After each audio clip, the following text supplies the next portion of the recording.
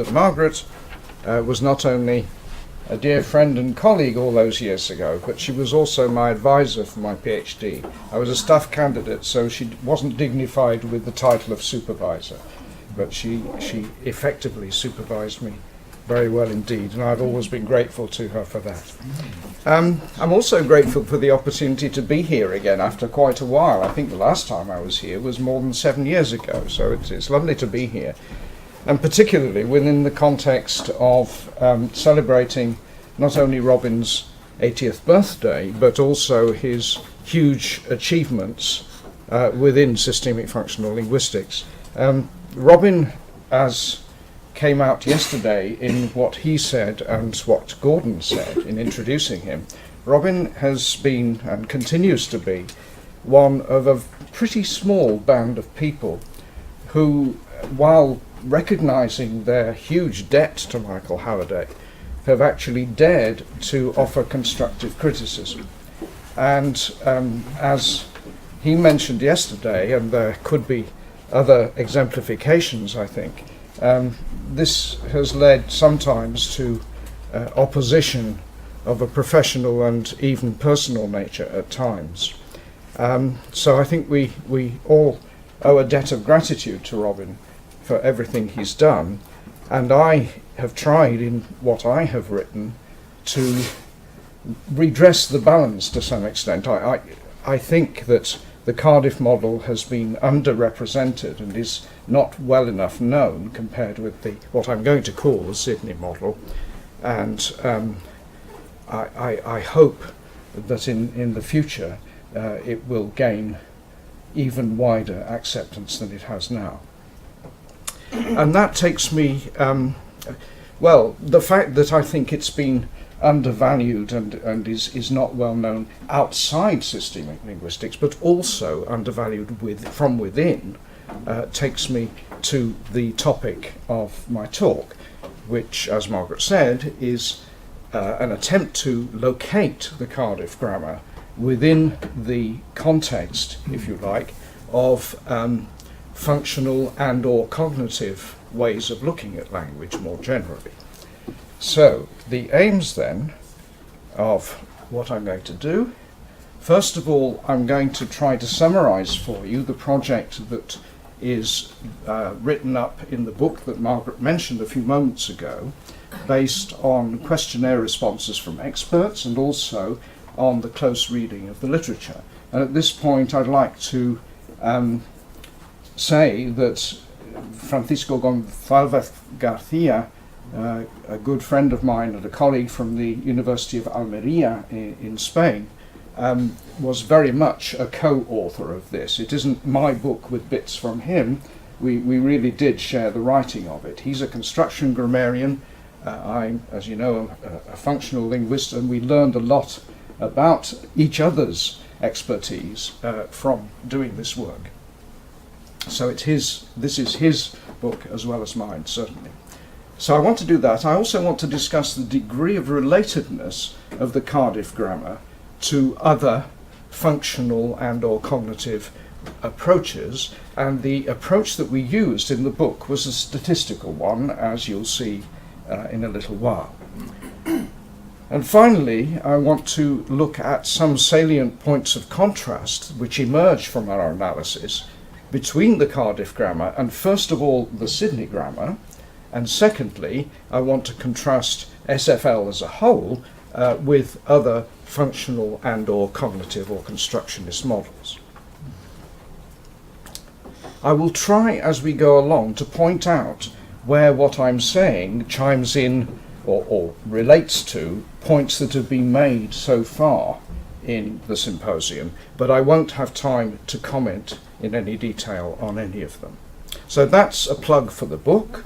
If you haven't seen it, and if your arms are weak, don't pick it up. Its main function, I think, for most people is as a doorstop. It makes a very good one. It's very heavy, not only in terms of weight, but also it's not bedtime reading, so don't try, you'll have nightmares.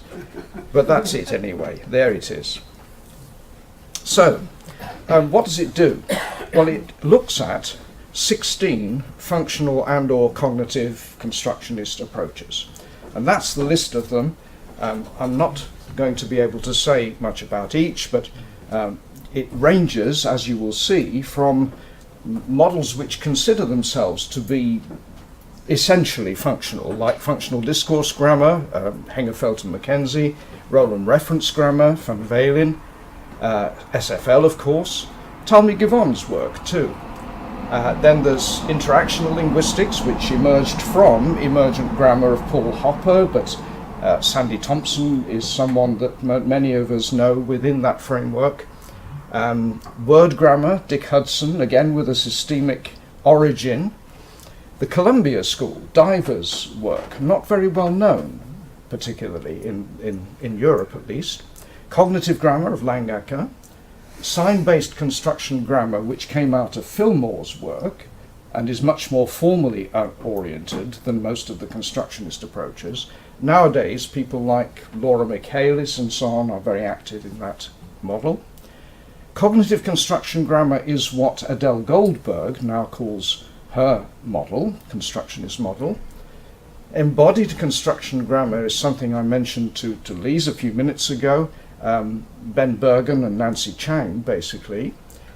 Where am I? Frame semantic construction grammar is Hans Boas' model.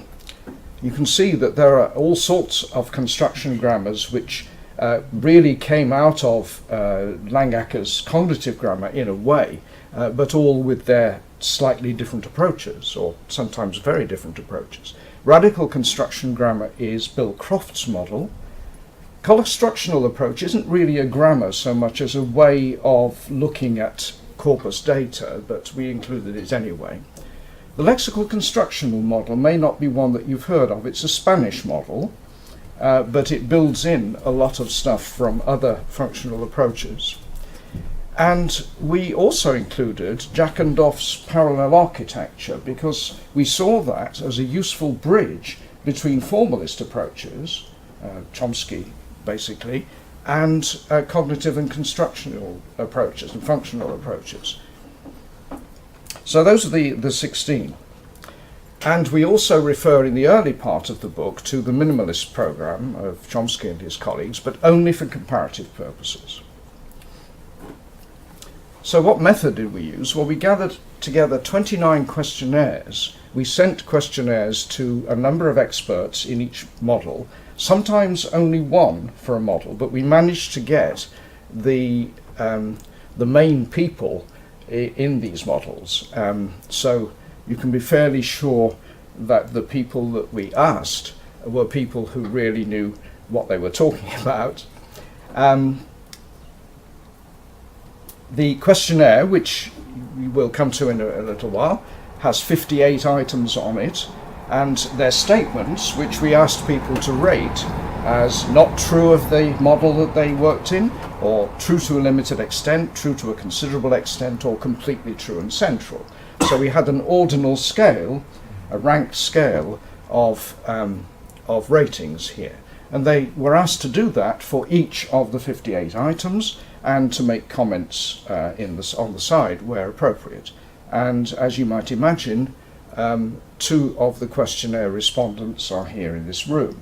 Whether they wish to be identified, I do not know.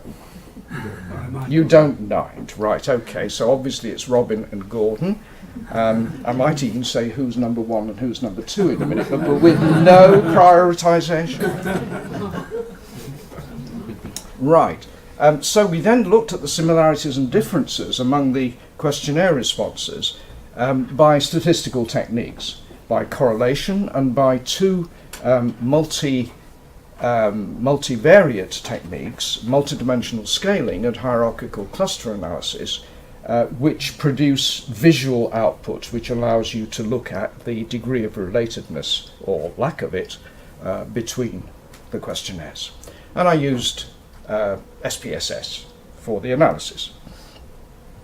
And then we combined the data from the questionnaires, from the experts, with our own conclusions from a fairly close reading of the literature on each of these approaches, You can imagine that was a Herculean task. I mean, but we split it between us, of course, me doing the functional things and Paco doing the cognitive things.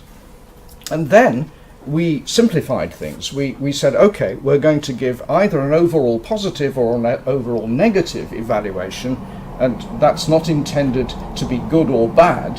What I mean is, does this model actually prioritize this particular aspect?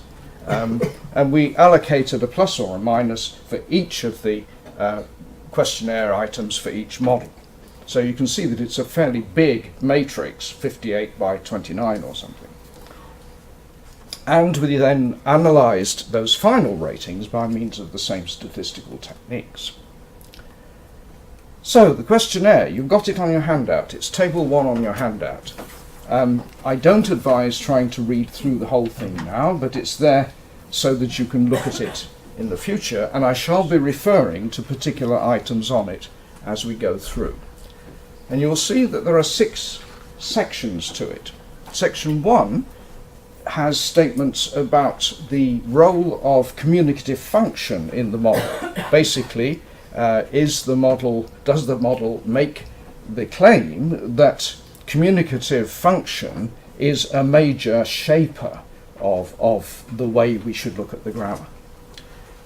Then the second section is to do with what range of phenomena the model is intended to cover. How wide is its coverage? What is it intended to look at? Then the third section looks at the kinds of data that it uses. Does it, for example, use a lot of corpus data? That kind of thing. Then there's a section on what kinds of language external factor are used in trying to explain why languages are as they are. So do they use sociological factors or psycholinguistic factors or whatever? Then there's an important section on what the grammar itself looks like, what are the characteristics of the grammar, and finally a section on applications to things like educational, computational applications, etc. So I'm going now to look at the 4 systemic questionnaires. So I think you can see SFL, S stands for Sydney, by which I mean the Hallidayan model, that's a shorthand, and C stands for Cardiff, right? I might let you guess who's 1 and 2 of the Cardiff units, just for a bit, keep you guessing.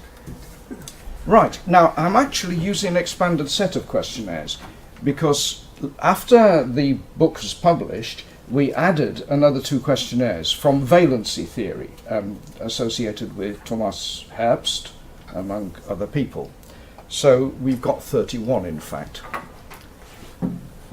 So the first thing I did, and I'm going to skip lightly over the technical details of the statistics, we looked at correlations between every possible pair of questionnaires, right?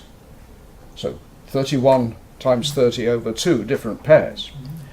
And I used the Kendall correlation coefficient because the data are ordinal. We've got a ranked set of ratings. They're not quantitative.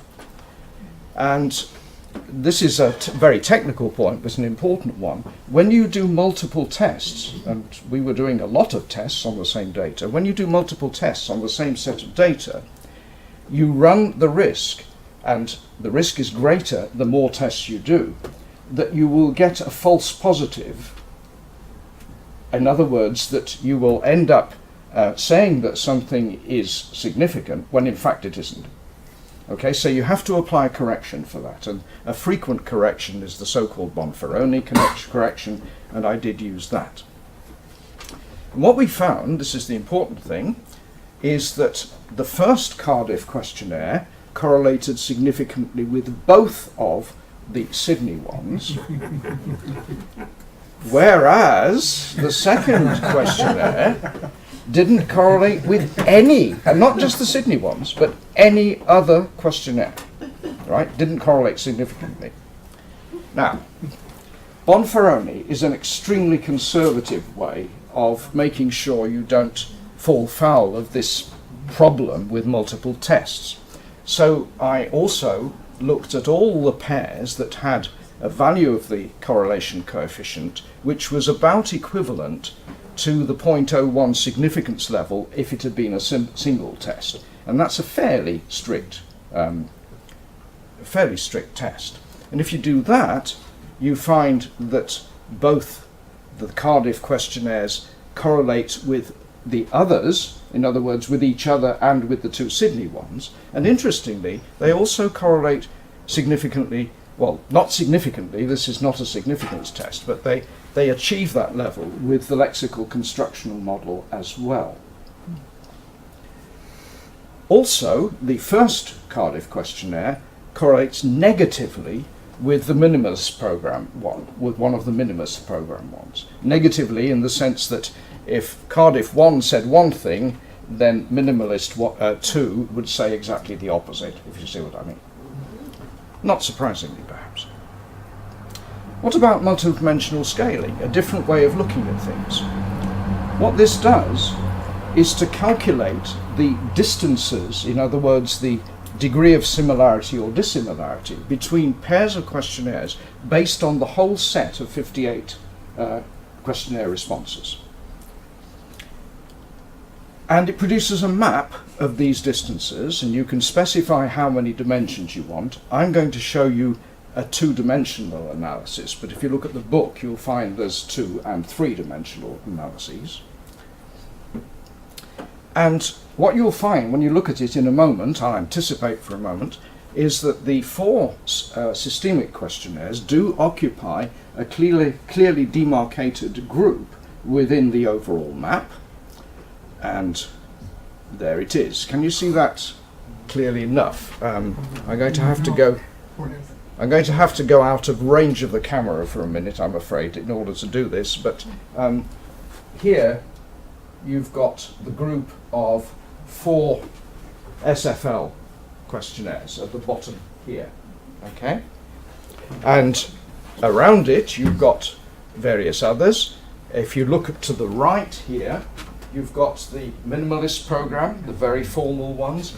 Then you've got FDG, functional discourse grammar, and RRG, role and reference grammar, which are the more formally inclined of the functional models.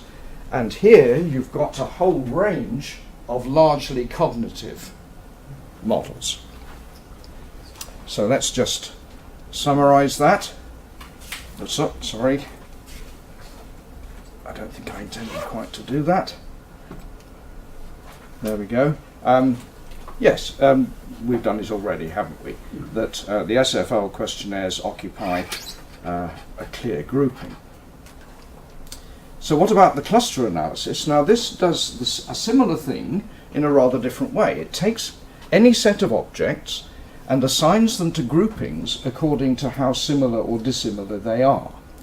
And there are different ways of doing this technically. SPSS actually uses what's called an agglomerative approach. So it starts off assuming that every object, in this case every questionnaire, is in its own little group of 1, a singleton group, and then it combines them according to their degree of similarity. It combines the most similar ones first, and then it goes on doing that until it ends up with a huge group with everything in it. And it produces, if you want it to, something called a dendrogram. And I'll show you that on the next slide. And what we shall find again is that the 4 SFL questionnaires again form a distinct group, and that group is linked in a larger cluster with other functional and or cognitive models, but is completely separated from the more formally oriented models. It's easier to see if I just show you the dendrogram. So things towards the left-hand end, like this one, right, they're very closely linked indeed. This is less closely linked, that's less closely linked still, and the links here show you which groups of clusters are linked to one another. So if you look here, right? This is where you find the 4 systemic questionnaires. The closest relationship is between the 2 Sydney ones, then the first Cardiff one gets added in, and then the second Cardiff one gets added in. Are you beginning to be able to guess who's 1 and who's 2? Is that only No, one is the closest? right. Pardon? Cardiff 1 is the closest to the Sydney schools? Or is it Cardiff 2? The closest ones are S1 and S2, right? Because they're the furthest left. Then C1 joins the cluster, and finally C2 joins the cluster.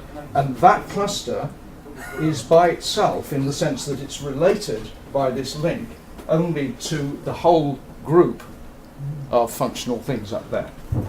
And similarly, you've got all the formal ones down here, minimalist program, FDG, RRG, all in a separate group. Look here, linked in only distantly to the rest. So it's a way of visualizing these relationships. But in both cases, we see that systemic grammar, systemic linguistics is cohesive within itself, more or less, and separated from other things. So now let's look at the final ratings. Those were the questionnaires from the experts, right? Now, experts are human beings, and they tend to overestimate the good points in their models and underestimate the difficulties. They also tend to tell you what they would like the model to be like in the future rather than what it's like now, right? No, this is something we knew would happen. So we looked at the literature quite closely, and some of the ratings we actually allocated in the end were the opposite of what the expert or experts had said, because it simply didn't appear to us from the existing literature that these things were quite right. This again is an expanded database. The book treats SFL as a single model, right? Although we do discuss in some detail differences between Sydney and Cardiff, but in the statistical analysis it's treated as just one model. Now, for this presentation, I've separated Cardiff and Swansea. Oh, dear! I've separated Cardiff and Sydney. Oh, why did I say I'd let this be recorded? We can edit that out. Yeah. So this time, because we're talking specifically about the Cardiff model, I separated them. Okay, so let's go through it again, though you don't need the detail now. You need a different test here, because now we're dealing with a binary relationship, plus or minus. So we need something called the phi coefficient, and we can get at that through the ordinary so-called Pearson correlation coefficient, if we code plus as 1 and minus as 0. Okay, Bonferroni again, because we're still doing multiple tests, so we need the correction. What do we find? That the Cardiff grammar correlates significantly only with the Sydney grammar, not with any other model, right? Now, again, because Bonferroni is so conservative, I looked at any pair which would have achieved a level of 0.01 if it had been a single test, and lo and behold, nothing happens. You don't get any extra ones even if you relax the criteria. Cardiff still does not correlate with any other model. MDS plot. You can see that a bit better perhaps, can you? Because they're more widely separated. Can you see that systemic ones are right at this edge, right? Here are the very formal end of the functional ones, RRG, FDG. SBCG, that's sign-based construction grammar, is the most formal of the constructionist things arising out of Fillmore. The Columbia School is peculiar, and I'm not using that in a derogatory sense. It really is very singular.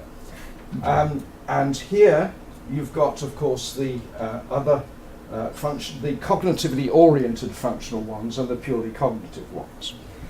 Chris, can you just say where the minimalist program is? No, I should have said that we only used the questionnaires in the initial part of the analysis.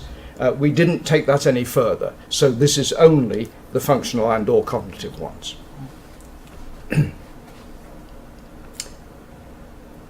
So interpreting that, dimension 2 is this one, right? Dimension 1 is the horizontal one. Dimension 2 distinguishes the more formally inclined models, FDG, RR, GSBCG, from the functionally based ones, including SFL, right? Whereas dimension 1, Columbia School's a rather special case. Dimension 1 clearly marks off the two systemic models as being distinct from the more cognitively oriented approaches. You remember that the systemic ones were right on the right-hand edge, and the others were much further to the left. If you look at the clustering diagram, and again this is less cluttered of course now, look where SFL, S and C are. Wow. Right at the top to bottom doesn't matter, right? But look, they're very, very closely related. Surprise, surprise. I mean, you know, we'd expect that. What do you get from this? Can you see that the only link it has with anything else is this one here, and that links it at a very remote level to everything else. This means that SFL, both S and C, are totally separate from the whole of the rest of the models. Right? And that I think was a very interesting conclusion to reach on what is, I think, an objective way of looking at a rather subjective, maybe, set of questionnaires. So, not surprisingly, the most closely linked are Cardiff and Swansea. Again, yes, did it deliberately, of course. But the two SFL models are totally separated from the rest, which consist then of the more formal models, as we found with the MDS analysis, and a large group of cognitively oriented models, which has its own internal structure, which we needn't be concerned about. So what's the overall conclusion from all this statistics? Well, I think it's simply that systemic linguistics, whether Cardiff or Sydney, nearly did it again, are very distinctive within functional cognitive space. All the others, you know, you can see groupings and so on. SFL stands out from the rest as being having properties, having features which in their totality, taken over the whole of the 58 questions we asked, distinguish it from everything else. And that's not true of any other model that we looked at. So what I'm going to do now is to compare the Sydney and Cardiff ones, right, still in terms of the questionnaire responses. Chris, can Yeah? I ask one question before you move away from Okay, the others? right. Just a very short one. Yeah. I wonder what your criteria were in terms of the numbers of adherents and supporters or users of any particular, let's say, construction grammar. I mean, if there was one university department in one place Right. teaching it and using it, would they get into the count? Okay. What we did, and it is subjective, obviously, is we included obviously all the major models, but we also tried to include ones which we felt, in terms of the literature at least, were at least well established enough to be known and to be recognised by other people working in adjacent areas. So you might criticise it on the grounds that something like, for example, the constructional approach, or perhaps even the Columbia, no, not the Columbia School, the embodied construction grammar, for example, doesn't have all that many adherents. But anything which we felt which was up and coming and had a a coherent body, coherent enough body of literature to make it clear what the model was all about, we try to include. Yeah. Okay, now what I'm going to do is to look at the items which Paco and I, the two authors, rated oppositely. That is, if Cardiff got a plus, Sydney got a minus, or if Sydney got a plus, Cardiff got a minus, right? So we're looking at just those features. And there were, was it 7 of them? Something like that. Yes, 7 of them. So I'm going to look briefly at each of those. How long have I got, Margaret? Do you know? You've got about 15 minutes. Right, that's fine. Given that we started late. Okay, that's fine. So what we're going to do is look at those 6 items. Now, those 7 items. What I'm going to say probably will raise some eyebrows occasionally. That's what it's all about, really, isn't it, I suppose. Here's item 6, which is the model builds in models of the processes by which speakers and writers produce and understand language, as well as of the systematic patterns found in languages. Now that, of course, is what we've been talking a lot about in the last couple of days. And the Cardiff model at least claims to be a cognitive model. It's all, Robin has always claimed that it is a cognitive model, in that it models the processes which are claimed to be necessary for generating and parsing language in human beings. Now, I always, when I'm saying this kind of thing, issue a caveat that because it's a computationally implemented model, there's really no guarantee that what works in a computer system is anything to do with what goes on in people's heads. Robin has expressed the hope, and I like his optimism here, that, you know, since it does work so well computationally, there may well be some degree of relationship between the two. But I don't think we really have any hard evidence for that. So that needs to be borne in mind. On the other hand, the Sydney model makes no claim, really, I think, that the analyses that they propose reflect the processes occurring during language processing. Item 12 is to do with the non-discreteness of language. And here, I think there are important differences between Sydney and Cardiff. The Sydney model does account for the inherent messiness of language in various ways. First of all, through the use of clines. Secondly, and importantly, that they recognize that linguistic categories, almost all linguistic categories, are inherently fuzzy, not discrete. They also have this dual perspective, the so-called typological perspective. I'm not sure I like that word because it's used in a different sense by most linguists. But what they mean is the system networks. I suppose typology in the sense of classification. And they supplement that by a topological view, seeing the semantics as a kind of flexible, multidimensional space, rather like the space that I'm introducing you to today.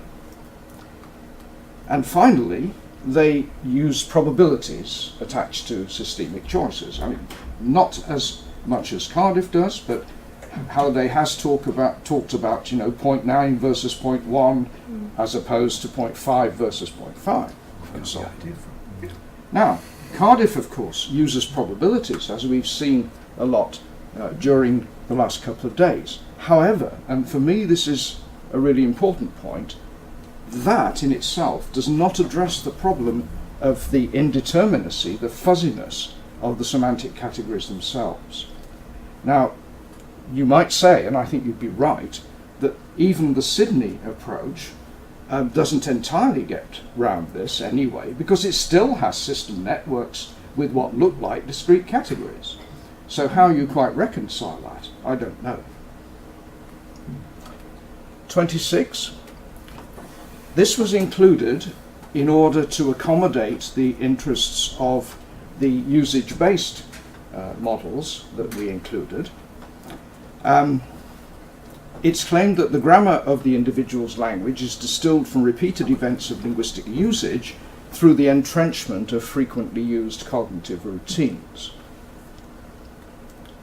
Now, I would say that the Cardiff grammar does, implicitly at least, recognise that perspective, whereas it is not anything important really, I think, for the Sydney model. And of course we can relate that to the fact that the Cardiff model is much more cognitively oriented than the Sydney model. Item 30. Remember that we're still looking at ways in which Cardiff and Sydney differ in various ways. The ways in which language is shaped by and in turn shapes socio-cultural contexts are a central object of study for this approach. Well, clearly that is very much true of the Sydney model. It's a major plank there.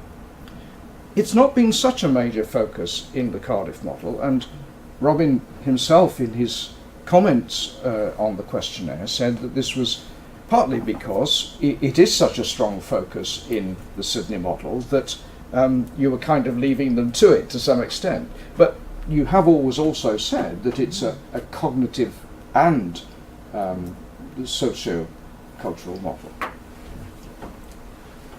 47. This one was for the Columbia School people. This is a cardinal principle of the Columbia School. Whenever possible, a single underlying meaning for each formal signal is postulated, and this meaning is contributed by that signal wherever it occurs. So you're saying that wherever you've got a particular formal signal, a grammatical construction, or even a word, then they try to postulate an underlying single meaning. It was intended to reflect the interests of the Columbia School, and it was something I think that Robin said in his comments on this one, that the Cardiff grammar accepts that in principle. It would be nice if you could do that, but that there are areas, such as modal verbs, for example, where you obviously can't, and the Cardiff grammar doesn't try to force things into that monosemic mode. On the other hand, Halliday has always said that his grammar is extravagant rather than parsimonious, and so that would militate, I think, against the adoption of that principle. 56. Applicability is considered a major criterion for the success of this approach. Now, this is very clearly true of Michael Halliday, who has said the value of a theory lies in the use that can be made of it. I think Robin and his colleagues have a rather more nuanced way of thinking about this, because the Cardiff grammar sees descriptions rather than the theories themselves and applications as being mutually dependent. On the other hand, when the model was being developed, whether it would be applicable to translation or educational linguistics or whatever was not a major factor in designing the model.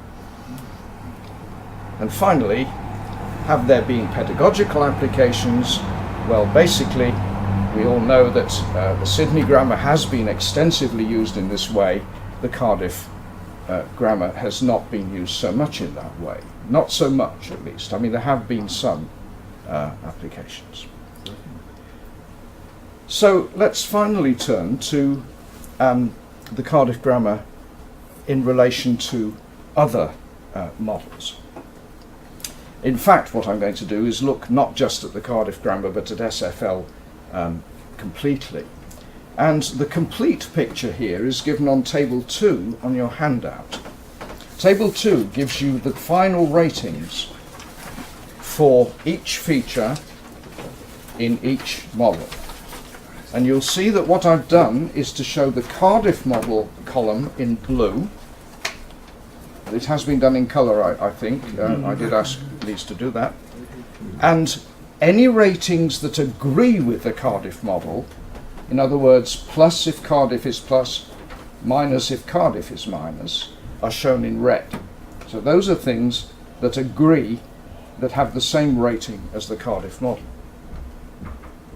Now, I've got about 5 to 10 minutes left. I can't possibly deal with that complicated picture. It's there so that you can look at it yourselves in more detail later if you're interested. So what I'm going to do instead is adopt a highly simplified approach. What we're going to do is look at those items which had at least 3/4 of the ratings across the 16 models as either plus or minus. So we're going to start, in fact, with those features which at least 12 of the 16 models were positive for, but which SFL was negative for. You with it? Okay. So we're going to highlight the items for which SFL differed from the majority view. And this is tables 3 and 4 on the handout. This should be the last page. So we're going to start off with those items which at least 12 of our 16 models were rated positively for, but which SFL was rated negatively for. And here I'm using the data from the book, in which SFL was treated as a unitary thing, not in terms of Cardiff and Sydney. So, SFL differs from the general trend in having negative ratings for the following features. This is something that came up only today, I think, dispreferring empty or invisible categories. We rated SFL as negative here on the basis that the Sydney grammar talks about covert categories. With it's Worf, isn't it, who introduced this and cryptotypes. That's the word I was fighting for. Cryptotypes, yes. And because of that, we said that SFL did not disprefer invisible categories. Secondly, the claim that linguistic knowledge is not different from other kinds of knowledge. The majority view, not perhaps surprisingly since some of our models were cognitive ones, was that linguistic knowledge is not in principle different from other kinds of knowledge. The whole impetus behind things like usage-based grammar and various cognitive grammars is that they try to use general cognitive principles in order to motivate what they say. On the other hand, the Sydney people, because they rather like some work on language and the brain that's being done, tend to suggest that linguistic knowledge is in some respects different from other kinds of knowledge. The importance of grammaticality and ungrammaticality. SFL rather tends to operate with the principle of acceptability more than grammaticality. On the other hand, most of our models did actually recognize grammaticality as being important and built it in. The use of general cognitive mechanisms to motivate theoretical claims. This is something SFL does not do generally, but which at least 3/4 of our models did. Things like attention and entrenchment and things of that kind. The importance of similarities between differences between language and other cognitive systems. Again, you'd expect that to pattern in the same way. This is not something which is highlighted in systemic linguistics. On the other hand, it is an important factor in the more cognitively oriented approaches. And importantly, the use of constructions, and I need to be very clear about what I mean here. Constructions in our book were defined as a stored package of information which pairs a form with a meaning or function. Now, of course, all functional grammars, including the Cardiff and Sydney grammars, do relate form to meaning. Every functional grammar would do that. But what they don't do is suggest that the unit, that the basic unit of the grammar is a package in which you have both form and meaning paired together. On the other hand, most of our models did do that, at least to some extent. Even something like RRG makes use of constructions. Finally, we'll look at the items for which at least 3/4 of the models had a negative rating, but which SFL had a positive rating for. So SFL differs from the general trend in having positive ratings for, well, clearly, accounting for the structure and properties of extended stretches of discourse, including whole texts. Over 3/4 of our models paid little or no attention to this aspect of language, and yet in SFL it's absolutely central, clearly. Using data from synchronic varieties of languages, SFL does make use of register-based data. The most functional and or cognitive models pay very little attention to this. Of course, the centrality of paradigmatic relations, the central plank of systemic approaches, though we have talked about the balance that should be struck between paradigmatic and syntagmatic. The only other model that got within any kind of striking distance of this was the Columbia School, where we wavered, but we felt that there was some evidence there that they prioritized the paradigmatic in some ways.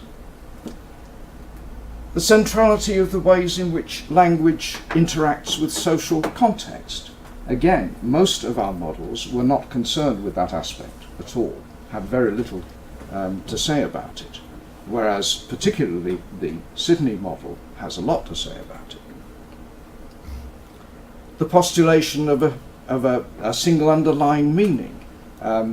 This was something I discussed a little earlier in relation particularly to the Cardiff model. And finally, the question of pedagogical applications. Again, a lot in systemic linguistics, very little indeed, really, in the rest of the models.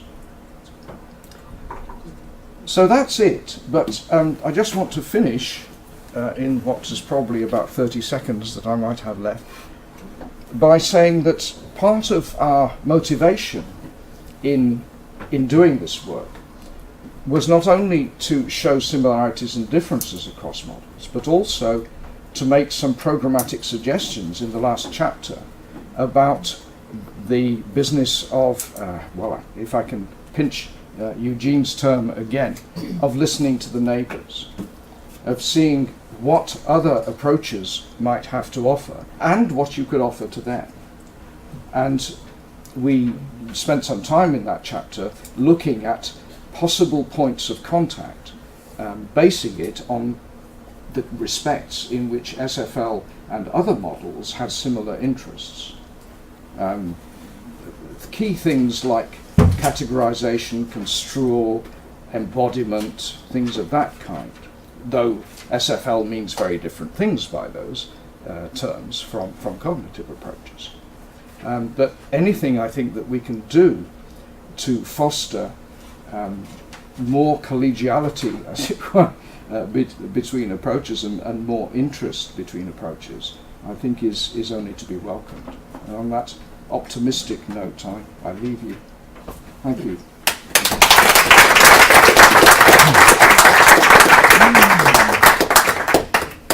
Thank you very much, Chris. Since I'm deaf, Louise is going to help with the next bit because I probably won't be able to hear the questions that are asked. Yeah, well, we can see how it goes, but yeah, so we have, I think, a few minutes to ask Chris questions before we move to the final session.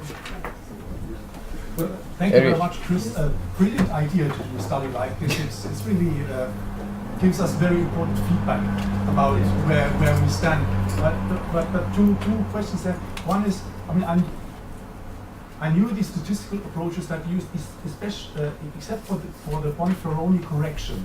Could you explain a little bit more, because I found that very interesting. Right. Do we have a statistician among us? I mean, a real statistician. I'm not. Is there a doctor? Please say if you are, because I should be very embarrassed if you're not. Okay. This is Cardiff. Right. The idea is that for for technical mathematical reasons, if you do more than one test, and particularly if you do a large number of tests, you are increasingly likely to find at least one significant result that you should not find because it ain't really significant. Yeah? That's how it goes. And you can actually show that with a very large number of tests, the probability of finding at least one of those gets very high indeed, right? So you're going to be claiming that something's significant when it isn't really. And how do you balance? You balance it in Bonferroni. Say, I mean, probably most of you are familiar with the idea that the kind of 0.05 level that most statistical work adopts. That means that there's only a 5% chance, I'm putting it in very informal terms, of being wrong if you claim that something's significant, right? That's not, I mean, a proper statistician would hope throw our hands up in horror at that formulation. Now, what you do is you find out how many tests you're doing, and in our case it would be the number of tests 31 times 30 over 2, which is the number of pairs, which is a heck of a lot, and you divide 0.05 by that figure, and you use that very small figure as the significance level which has to be achieved.